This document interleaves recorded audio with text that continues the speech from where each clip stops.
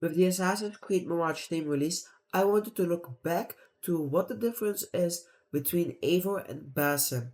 To do this, we first need to look at both of their story arcs to see the difference. I'll start with Basim's story, then Eivor's, and at the end I'll tell you the difference between them. I already talked about this, so I will just not go into the details. If you want to know more about Basim's story, I got a You Know Nothing video about him. Spoilers ahead, this is your first and last spoiler warning for the end of AC Mirage and Valhalla and the whole story in general for both of them too. Assassin's Creed Mirage and Basim's story begins with him losing everything after trying to steal an Isu artifact. Or not exactly begin, but the beginning of the story is here. He tried to steal this Isu artifact from the Order of the Ancients, more past day Templars. After this, Roshan, who was tasked with stealing the artifact from the Assassin's Brotherhood, finds Basim, and at first she did not want to make him an assassin. Then Basim convinces her and proves to her that he has the capabilities to become an assassin. It is what he trained for his whole life. While everything is going on, Basim is also at every night haunted by a djinn. He falls asleep and in his dream he sees this djinn was trying to reach him. After being accepted by Roshan, they travel to Alamut, a base of operations for the assassins that's far away from Baghdad. Basim trains everything here, from climbing to combat and the famous leap of faith. When he succeeds in every facet that an assassin is trained on, he gets to become an apprentice. Then he gets to cut his own ring finger to be able to use a hidden blade. Basim's first mission as an assassin is to free Baghdad from its corruption that is caused by the Order of the Ancients. He does not go alone. Roshan, among many other assassins, go with him to help him in this task. Basim now learns that he does not need to do everything alone, and what he does helps people who have been hurt by this corruption. With every Order member dead, he also gets these visions of the djinn. With every assassination that he takes from the Order of the Ancients, he gets visions of the djinn. Something is trying to come to him. This thing never lets him rest, and after killing the head of the Order, he finds out there is more to him than meets the eye, and that Roshan does not want him to know.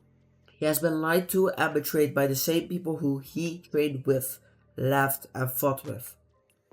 Basim is furious at this betrayal, because he gave them everything just for them to throw him out and use him while they could. He then learned that in the end, he could not trust anyone except himself. This is not the same with Eivor. Eivor's story begins with her wanting revenge for the murder of her parents by ᛅᛁᚢᚅ the Cruel. After the murder of her parents, she was adopted by the leader of the village she grew up in. Then Eivor is now older and she decides to attack ᛅᛁᚢᚅ. She was kept prisoner by him after trying to attack the base of operations alone. Then she frees herself and beats everyone up on the island where she was held on. Then she returns home to the small village. Eivor returns to her brother, also returning from Constantinople with a couple of different people. One is Haytham and the other one is an older Basim. Two assassins Sigurd met in Constantinople while he was journeying around. After this mission was complete, Sigurd met these two assassins when they were on a mission in Constantinople. After this mission, Basim and Haytham learned that Norway and England are both under Order control, Templar control. They have been for a long time. So, after some things happen that deserves its own video, Eivor leaves to England to build a new village with Sigurd as its head. and the other people who want to leave with them join them. Eivor is tasked with making allies in England to make sure that their plot of land is safe from other intruders. If they have many allies and people attack them, then everyone's gonna know, and every other settlement that this village is allied with is gonna help them beat their opponents. This means if you're attacking the name of this village, Ravensthorpe, it means also attacking the other settlements and this alliance. Yeah, by the way, the village is named Ravensthorpe. Eivor then goes to make allies. This is done by first helping those other villages in need. Then Eivor and the other villagers become friends by helping each other out, by gifting a hand. In the end, after the bad guy in that arc is defeated, Eivor and the other person, the head of those villages, they become friends.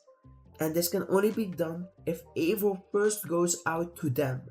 If Eivor first hands them his hand, then Eivor and the other villagers become friends by helping each other. Eivor gives them their hand.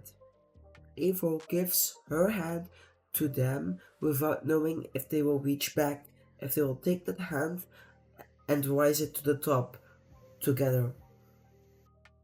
But in most cases it goes well.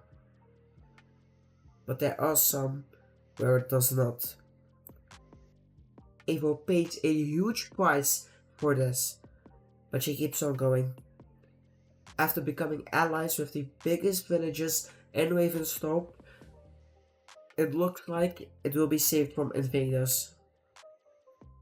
From what I have said already, you can probably guess why Eivor won over Basim. Trust. She had to trust people even when it did not go right. She kept on going to make things better for future. That's not just for her, but for Ravensthorpe, the whole village. Basim, on the other hand, did not want to trust anyone after Roshan. This is why he lost. If you made it this far, subscribe for more Assassin's Creed content and watch my You Know Nothing About Basim video. It will go into more details about Basim and his story that Assassin's Creed Mirage does not do a great job of telling you. And with all of that out of the way, thanks for watching.